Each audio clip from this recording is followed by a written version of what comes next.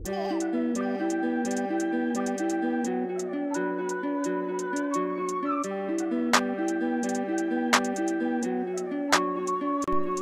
is up, YouTube?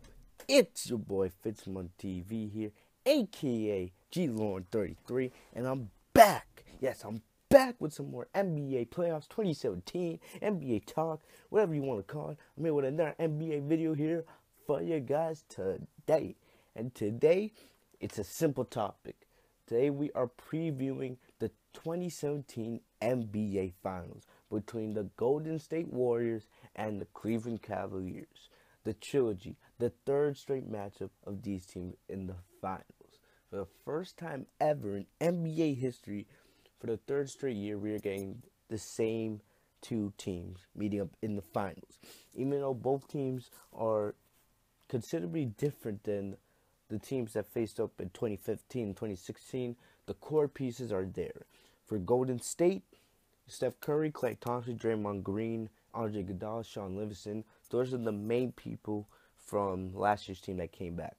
They lost Andrew Bogut, they lost Harrison Barnes, they lost Festus Ezeli. But what made up for mostly the Harrison Barnes, more than Harrison Barnes, a much better, much greater talent than Harrison Barnes, and his name is Kevin Durant. That is the big move. So the Warriors lost 3 good role players for 1 superstar. For the Cleveland Cavaliers, it's mostly the same team. You got LeBron James, Kyrie, J.R. Smith, Kevin Love, Tristan Thompson. The big moves were mostly the role players, but these were key role players that they added. They added Andrew Bogut, who played for the Warriors, but he got injured only a couple games playing for the Cleveland Cavaliers, so he won't be available for this series, clearly. But they added basically Darren Williams, an experienced point guard with playoff history, but he will be going into his first NBA Finals. And one of the streakiest shooters in NBA history, one of the more underrated shooters, Kyle Korver, who can come off the bench and give you 12 to 15 points a night just by making 4 or 5 threes. This is one of the main reasons why Cleveland got him, so they could contend with Golden State's huge three-point scoring ability. Look at these two teams. The storylines are, there's a lot of storylines going here. LeBron James, if he can beat one of the greatest teams in NBA history, with one of the most talented teams we've ever seen in NBA history, with the combination of Curry, KD, Draymond, and Klay Thompson as a big four. If LeBron can beat this team, if he can, how much closer will that get LeBron to being the ultimate challenger to Michael Jordan for the greatest player of all time? That's to be seen if LeBron can even beat this team. They did beat Golden State on Christmas Day earlier in the season, but then Golden State came back a couple weeks later in February and then blew them out of Oracle Arena. So they both have a win on their record for the season. Then we go back for more storylines for Cleveland. Can they beat the super team? Can Kyrie and Kevin Love both have big series just like they did in Game 5 and Game 6 and Game 7 against Golden State last year in the playoffs? Also, we flip more to Golden State. Can Golden State seal the deal and then mark one of the greatest seasons we've ever seen from any NBA team in history? Stay up their mark as a dynasty and also as one of the greatest teams in NBA history.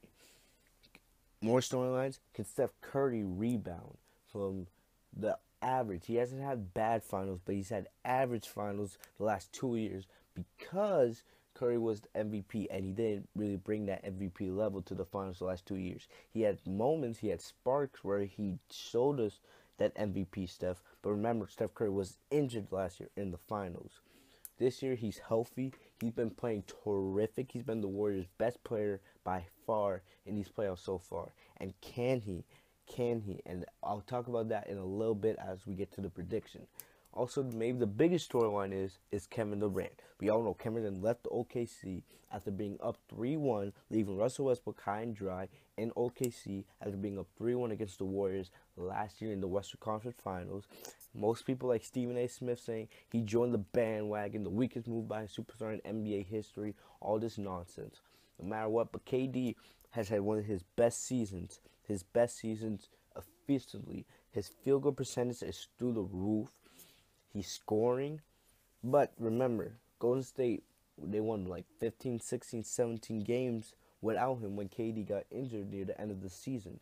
KD and Curry, they've been a monster pair in the playoffs, though. What will KD do in the finals? We know it's going to be him versus LeBron in terms of matchup-wise, and you're probably going to have Klay on Kyrie. You're mostly going to have Curry probably guarding J.R. Smith or whoever's the two guard in the game, because Steph Curry, remember how Kyrie ate him, and we all have that image of Kyrie hitting that game winner over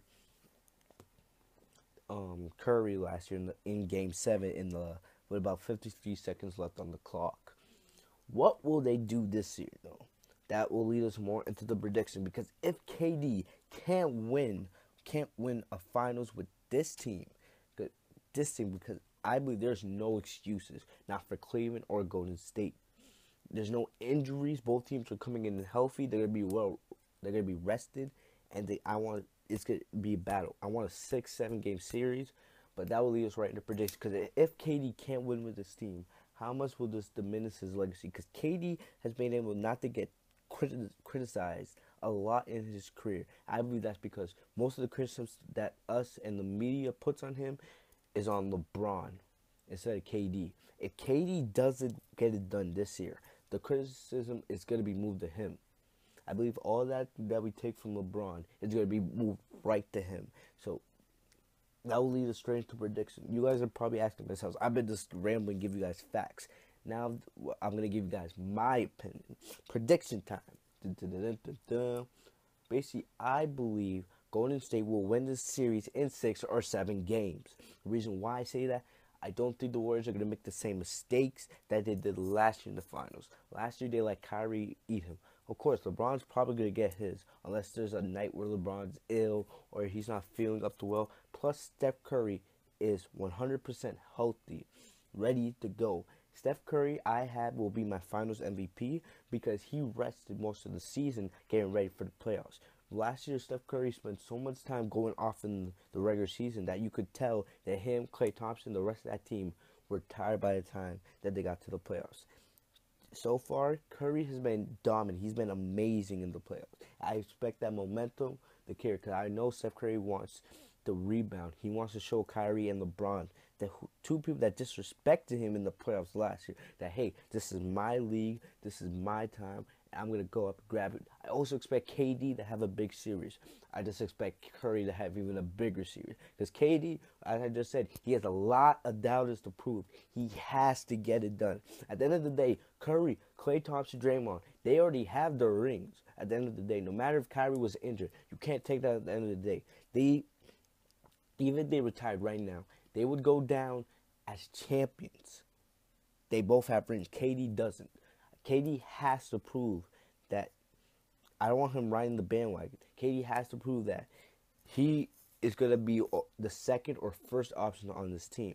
I believe Curry's going to be the Finals MVP, but I feel it's going to be really close between him and KD. I have the Warriors winning in 6. Not to say LeBron won't do his magic, but still, at the end of the day, don't watch out for that. That's all I got for you guys today. Remember to like, comment, subscribe. I'll see you guys in the next video. Peace.